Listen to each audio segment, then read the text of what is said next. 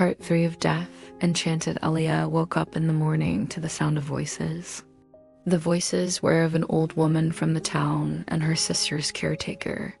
The woman's voice sounded worried, as if panicking. She described how her cook caught a mouse in a trap and he had tried to kill it, but it wouldn't die. Eventually, the cook put its mangled body in the woods, but it was still alive. The story was almost unbelievable and a bit silly. The caretaker laughed it off. Then the old woman continued. She talked about woe men having an argument, both drunk, of course. It ended in a horrible fight during the night, and one of the men got pierced with a sword straight in his stomach. He lost so much blood but somehow still was alive, even though he is just laying there in the hospital. They calmed down a bit and talked about God moving in mysterious ways. But Elia got worried. Just like in her dream, creatures would suffer but not die anymore. Has death stopped being death? Why? And hadn't she broken the spell? Death should be himself again. But it would explain why she hadn't seen any passing spirits anymore. Beings couldn't die anymore. Would they instead suffer endlessly? Elia rushed towards the place she last saw Death by the lake in the forest. She called out, "Death? Are you there? Can you hear me?" She looked around but couldn't find him. At the edge of the lake, she noticed a creature. It was a swan, also seemingly hurt and unable to move. Its partner was sitting next to it, seemingly sad. Elia looked at the spectacle in sadness. Then she could feel the chills again.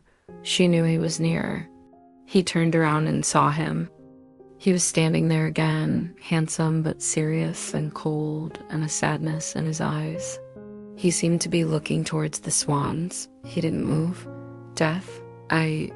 She doubted. How could she say this? Is nothing dying anymore? Is there anything you can do?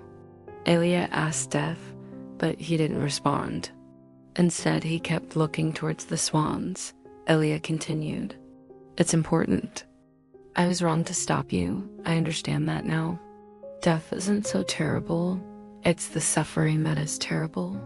Death can be a relief, but can you make it right again?" Death was still silent for a while. "I don't think I can anymore," he said eventually. "It used to be easy. I helped their spirits and we left. But now..." He paused. Elia looked at him. "What is different now?" I feel sorry for the suffering creatures. I feel their pain. It makes me sad. I have never experienced this before. It seems it blocks me from reaching their spirits." "Is it because of the spell?"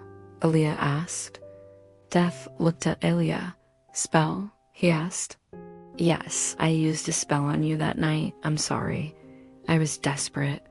I tried to save my sister. I wasn't thinking." He was silent.